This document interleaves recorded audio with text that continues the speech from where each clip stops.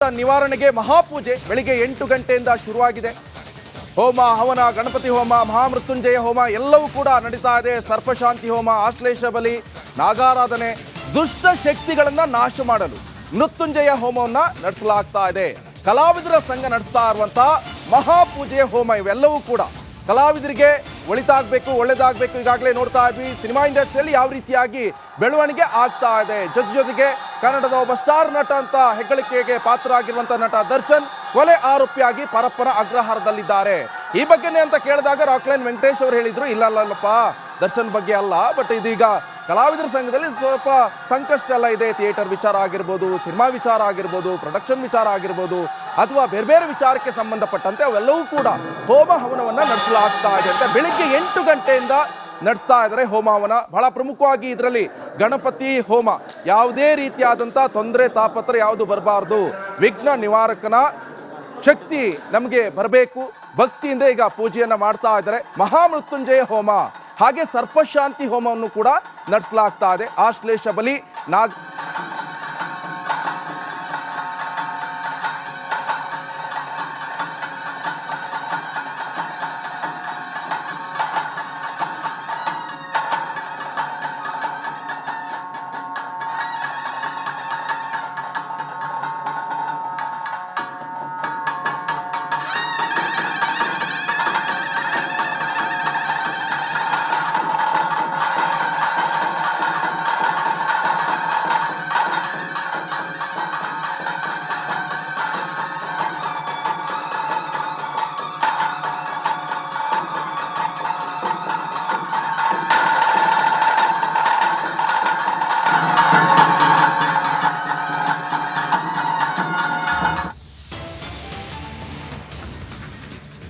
ನಗರಾಧನೆ ವೇಳೆ ಹಿರಿಯ ನಟಿ ಭಾವೋದ್ವೇಗಕ್ಕೆ ಒಳಗಾದರು. ಹಿರಿಯ ನಟಿ ಜ್ಯೋತಿ ಬಂಟ್ವಾಳ ಅವರು ಪೂಜೆಯ ಸಂದರ್ಭದಲ್ಲಿ ಭಾವೋದ್ವೇಗಕ್ಕೆ ಒಳಗಾದರು.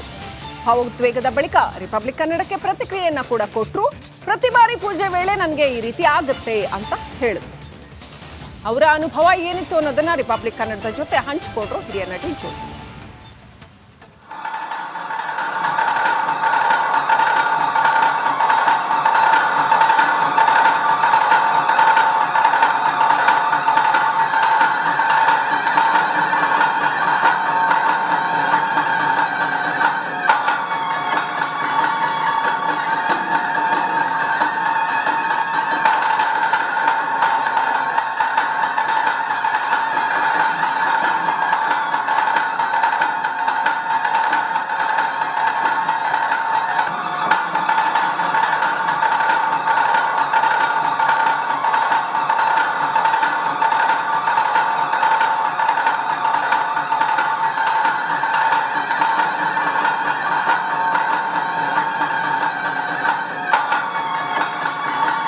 ಎಸ್, ನಮ್ಮ ಜೊತೆಗ ಹಿರಿಯ ನಟಿ ಜ್ಯೋತಿ ಇದ್ದಾರೆ, ಬನ್ನಿ ಮಾತಾಡ್ಸೋಣ. ಮೇಡಮ್, ಆಶ್ಲೇಷ ಬಲಿ ಪೂಜೆ ಮಾಡುವಾಗ ನೀವು ಸಹ ಭಾಗವಹಿಸಿ ಒಳಗಾಗಿದ್ರಿ. ಮೈ ಮೇಲೆ ಅಥವಾ ದೇವ್ರ ಥರ ಬಂದ ರೀತಿಯಲ್ಲಿ ಇದಾಯಿತು. ಏನಾಯ್ತು ಮೇಡಮ್ ಎಕ್ಸಾಕ್ಟ್ ಅಂತ? ಏನಿಲ್ಲ, ಅದು ನನಗೆ ಒಂದು ಫ್ಯೂ ಸೆಕೆಂಡ್ಸು ಒಂಚೂರು ಮೈ ಮೇಲೆ ಬಂದಂಗೆ ಆಗುತ್ತೆ. ಅದು ದೇವ್ರ ಪೂಜೆ ಮಾಡುವಾಗ ಆ ಥರ ಆಗುತ್ತೆ ನನಗೆ.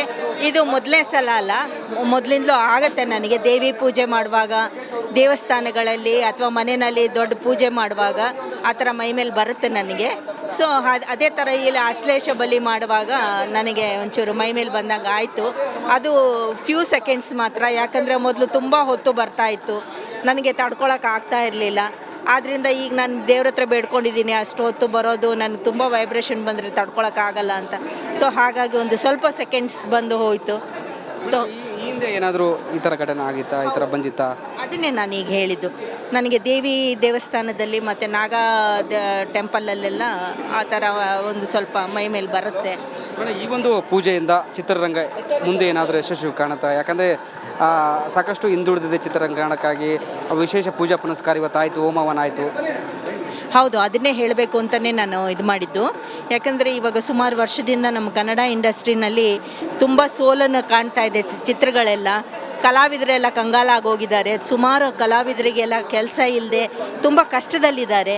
ಸೊ ಹಾಗಾಗಿ ಎಲ್ರಿಗೂ ಒಳ್ಳೆಯದಾಗಲಿ ಅನ್ನೋ ಒಂದು ಮನೋಭಾವದಿಂದ ನಮ್ಮ ದೊಡ್ಡಣ್ಣ ಅವರು, ರಾಕ್ಲೈನ್ ವೆಂಕಟೇಶ್ ಅವರು, ನಮ್ಮ ಚಲನಚಿತ್ರ ಕಲಾವಿದರ ಸಂಘದ ಮೂಲಕ ಇದು ಎಲ್ಲ ಪೂಜೆಯನ್ನು ಮಾಡಿಸಿದ್ದಾರೆ. ಸೊ ಎಲ್ಲ ಹಾಗೂ ನಮ್ಮ ದರ್ಶನ್ ಅವ್ರೂ ಈಗ ಸಂಕಷ್ಟದಲ್ಲಿದ್ದಾರೆ. ಲೀಡಿಂಗ್ ಹೀರೋ ಅಂತ ಇರೋ ಅಂತ ಅವರು ಒಂದು ಕೇಸಲ್ಲಿ ಸಿಕ್ಕಾಕೊಂಡು ಒಳಗಡೆ ಇರೋದ್ರಿಂದ ಲಕ್ಷಾನುಗಟ್ಟಲೆ ಅಲ್ಲ ಕೋಟಿಗಟ್ಟಲೆ ದುಡ್ಡು ಬ್ಲಾಕ್ ಆಗಿದೆ. ಸೊ ಅದೆಲ್ಲ ಸರಿ ಹೋಗಿ ಎಲ್ರಿಗೂ ಕೆಲಸ ಸಿಗೋ ಹಾಗಾಗಲಿ, ಎಲ್ಲ ಪಿಕ್ಚರು ಸಕ್ಸಸ್ ಆಗಲಿ ಅಂತ. ಕೆಲ ನಿರ್ಮಾಪಕರು, ಕೆಲವರು ನಟ ನಟಿಯರು ಇರ್ತಾರೆ, ದರ್ಶನ್ಗೋಸ್ಕರ ಈ ಒಂದು ಹೋಮವನ್ನು ಮಾಡ್ತಿದ್ದಾರೆ, ಅದಕ್ಕೆ ಕೆಲ ನಟ ನಟಿಯರು ಬಂದಿಲ್ಲ ಅಂತ. ಅದು ಏನು ಅಂತ ನನಗೆ ಗೊತ್ತಿಲ್ಲ, ಸ್ಪಷ್ಟತೆ ಇಲ್ಲ. ಸೊ ಬರೋರೆಲ್ಲ ಬಂದಿದ್ದಾರೆ, ಯಾರೆಲ್ಲ ಬಂದಿಲ್ವೋ, ಯಾತಕ್ಕೆ ಬಂದಿಲ್ವೋ ಅದು ಗೊತ್ತಿಲ್ಲ ನನಗೆ. ಸೊ ಎಲ್ರಿಗೂ ಒಳ್ಳೆಯದಾಗಲಿ ಅನ್ನೋ ಮನೋಭಾವದಿಂದ ಇದನ್ನು ಪೂಜೆನ ಮಾಡಿದ್ದಾರೆ. ಇನ್ನು ನಿಜಕ್ಕೂ ಕೂಡ ಸ್ಯಾಂಡಲ್ವುಡ್ಗೆ ಹಾಗಾದ್ರೆ ಬೇಕಾಗಿರೋದಾದ್ರೂ ಏನು? ಮಹಾಪೂಜೆ ಆಯ್ತು, ಮುಂದೆ ಎಲ್ಲವೂ ಕೂಡ ಹಾಗಾದ್ರೆ ಬದಲಾಗುತ್ತಾ?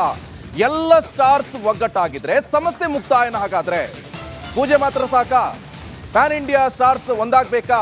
ಸ್ಯಾಂಡಲ್ವುಡ್ ನಲ್ಲಿ ಇದ್ದಾರ ಹಾಗಾದ್ರೆ ಪ್ಯಾನ್ ಇಂಡಿಯಾ ಸ್ಟಾರ್ಸ್ಗಳು? ನೋಡಿ, ಇವೆಲ್ಲವೂ ಹಲವು ಪ್ರಶ್ನೆಗಳು ಕೂಡ ಈಗ ಉದ್ಭವ ಆಗುತ್ತೆ. ನಿರಂತರವಾಗಿ 8 ಗಂಟೆಯಿಂದ ಪೂಜೆಯನ್ನು ಮಾಡ್ತಾ ಇದ್ದಾರೆ, ಹೋಮ ಹವನ ಮಾಡ್ತಾ ಇದ್ದಾರೆ.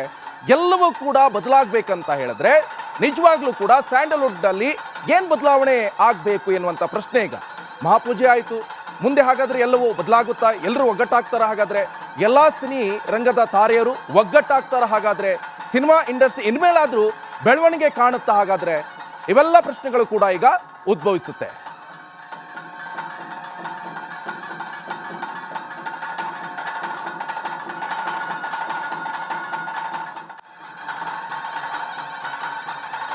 ನಿವಾರಣೆಗೆ ಮಹಾಪೂಜೆ ಬೆಳಿಗ್ಗೆ 8 ಗಂಟೆಯಿಂದ ಶುರುವಾಗಿದೆ. ಹೋಮ ಹವನ, ಗಣಪತಿ ಹೋಮ, ಮಹಾಮೃತ್ಯುಂಜಯ ಹೋಮ ಎಲ್ಲವೂ ಕೂಡ ನಡೀತಾ ಇದೆ. ಸರ್ಪಶಾಂತಿ ಹೋಮ, ಆಶ್ಲೇಷ ಬಲಿ, ನಾಗಾರಾಧನೆ, ದುಷ್ಟ ಶಕ್ತಿಗಳನ್ನ ನಾಶ ಮಾಡಲು ಮೃತ್ಯುಂಜಯ ಹೋಮವನ್ನ ನಡೆಸಲಾಗ್ತಾ ಇದೆ. ಕಲಾವಿದರ ಸಂಘ ನಡೆಸ್ತಾ ಇರುವಂತಹ ಮಹಾಪೂಜೆಯ ಹೋಮ ಇವೆಲ್ಲವೂ ಕೂಡ ಕಲಾವಿದರಿಗೆ ಒಳ್ಳೆದಾಗಬೇಕು. ಈಗಾಗಲೇ ನೋಡ್ತಾ ಇದ್ವಿ ಸಿನಿಮಾ ಇಂಡಸ್ಟ್ರಿಯಲ್ಲಿ ಯಾವ ರೀತಿಯಾಗಿ ಬೆಳವಣಿಗೆ ಆಗ್ತಾ ಇದೆ. ಜೊತೆಗೆ ಕನ್ನಡದ ಒಬ್ಬ ಸ್ಟಾರ್ ನಟ ಅಂತ ಹೆಗ್ಗಳಿಕೆಗೆ ಪಾತ್ರ ಆಗಿರುವಂತಹ ನಟ ದರ್ಶನ್ ಕೊಲೆ ಆರೋಪಿಯಾಗಿ ಪರಪ್ಪನ ಅಗ್ರಹಾರದಲ್ಲಿದ್ದಾರೆ.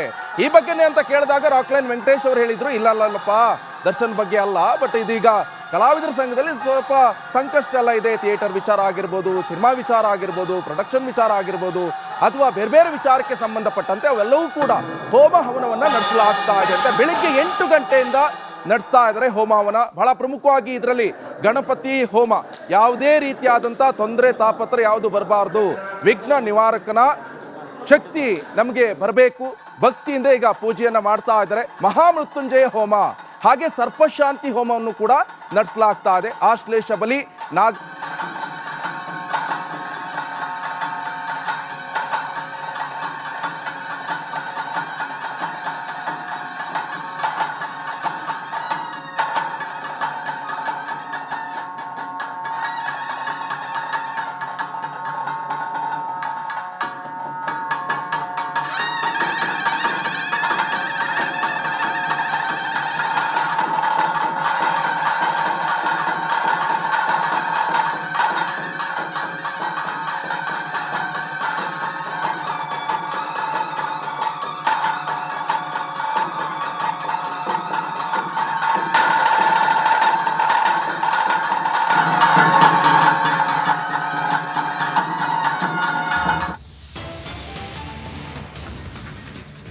ನಗರಾಧನೆ ವೇಳೆ ಹಿರಿಯ ನಟಿ ಭಾವೋದ್ವೇಗಕ್ಕೆ ಒಳಗಾದರು. ಹಿರಿಯ ನಟಿ ಜ್ಯೋತಿ ಬಂಟ್ವಾಳ ಅವರು ಪೂಜೆಯ ಸಂದರ್ಭದಲ್ಲಿ ಭಾವೋದ್ವೇಗಕ್ಕೆ ಒಳಗಾದರು. ಭಾವೋದ್ವೇಗದ ಬಳಿಕ ರಿಪಬ್ಲಿಕ್ ಕನ್ನಡಕ್ಕೆ ಪ್ರತಿಕ್ರಿಯೆಯನ್ನ ಕೂಡ ಕೊಟ್ಟರು.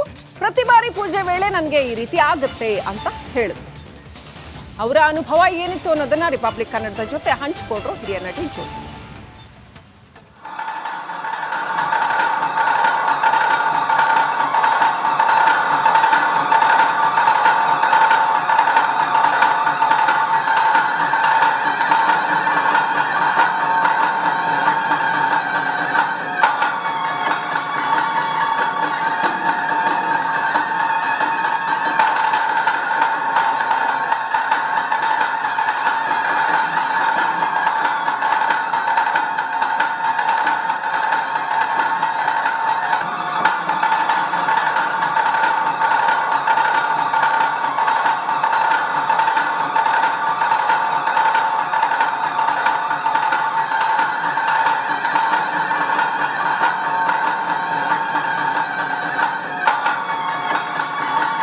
ಎಸ್ ನಮ್ಮ ಜೊತೆಗೆ ಹಿರಿಯ ನಟಿ ಜ್ಯೋತಿ ಇದ್ದಾರೆ, ಬನ್ನಿ ಮಾತಾಡ್ಸೋಣ. ಮೇಡಮ್, ಆಶ್ಲೇಷ ಬಲಿ ಪೂಜೆ ಮಾಡುವಾಗ ನೀವು ಸಹ ಭಾಗವಹಿಸಿ ಒಳಗಾಗಿದ್ರಿ. ಮೈ ಮೇಲೆ ದೇವ್ರ ಥರ ಬಂದ ರೀತಿಯಲ್ಲಿ ಇದಾಯಿತು. ಏನಾಯ್ತು ಮೇಡಮ್ ಎಕ್ಸಾಕ್ಟ್ ಅಂತ? ಏನಿಲ್ಲ, ಅದು ನನಗೆ ಒಂದು ಫ್ಯೂ ಸೆಕೆಂಡ್ಸ್ ಒಂಚೂರು ಮೈ ಮೇಲೆ ಬಂದಂಗೆ ಆಗುತ್ತೆ. ಅದು ದೇವ್ರ ಪೂಜೆ ಮಾಡುವಾಗ ಆ ಥರ ಆಗುತ್ತೆ ನನಗೆ. ಇದು ಮೊದಲನೇ ಸಲ ಅಲ್ಲ, ಮೊದಲಿಂದಲೂ ಆಗುತ್ತೆ ನನಗೆ. ದೇವಿ ಪೂಜೆ ಮಾಡುವಾಗ, ದೇವಸ್ಥಾನಗಳಲ್ಲಿ ಅಥವಾ ಮನೆಯಲ್ಲಿ ದೊಡ್ಡ ಪೂಜೆ ಮಾಡುವಾಗ ಆ ಥರ ಮೈ ಮೇಲೆ ಬರುತ್ತೆ ನನಗೆ.